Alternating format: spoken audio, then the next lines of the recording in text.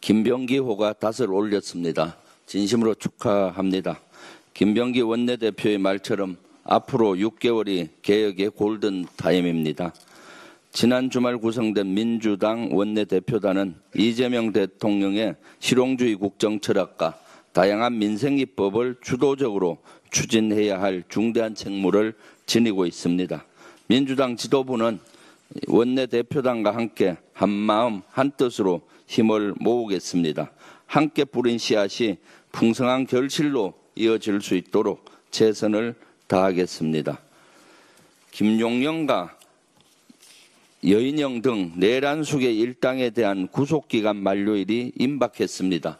이대로 풀려나면 내란숙의 일당이 윤석열처럼 반바지 차림으로 자유롭게 거리를 활보하는 모습을 우리 국민이 지켜봐야 합니다. 참담한 사항을 맞이하는 겁니다. 형사소송법상 형이 확정되지 않은 미결 수용자 신분의 피고인은 최장 6개월까지만 구속할 수 있습니다. 이 때문에 이들에 대한 석방은 어쩔 수 없는 측면도 있습니다. 그러나 구속영장에 기재되지 않은 다른 혐의로 기소하면 추가 구속이 가능합니다. 오늘 윤석열의 내란 우두머리 사건 7차 재판이 열립니다.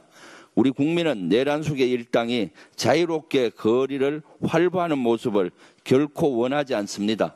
법 앞에 평등 원칙을 심각하게 위배하는 행위이고 우리 사회의 정의를 훼손하는 것이기 때문입니다. 검찰과 특검이 적극적으로 추가 기소에 속도감 있게 나서야 하는 이유입니다. 그렇지 않고 이들이 풀려나도록 놔둔다면 사법 불신은 더욱 커질 겁니다. 특히 검찰은 끝까지 최선을 다하는 모습으로 국민의 신뢰를 조금이라도 회복하기를 바랍니다. 이재명 대통령이 주요 7개국 G7 정상회의 참석차 오늘 출국합니다. 취임 12일 만입니다. 역대 대통령 가운데 가장 빠른 국제외교 무대 데뷔입니다. 특히 이번 G7 정상회담은 12.3 계엄 이후 민주주의 대한민국이 돌아왔다는 메시지와 한국의 정상외교가 복원됐다는 점을 국제사회에 알리는 중요한 출발점입니다. G7 회의를 계기로 한미, 한일 정상회담도 조율 중입니다.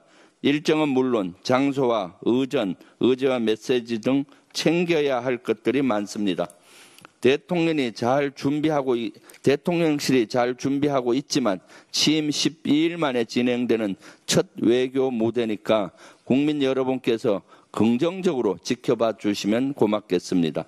G7 정상회담에서는 이스라엘, 이란 충돌 문제도 논의될 것으로 보입니다.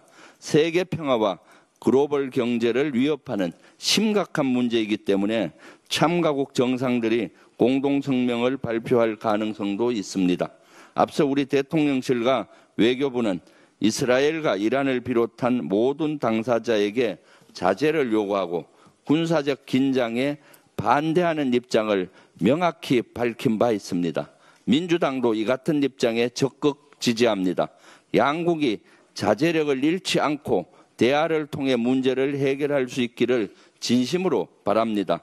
민주당은 정부와 함께 그리고 국제사회와 함께 문제 해결을 위해 노력할 것입니다.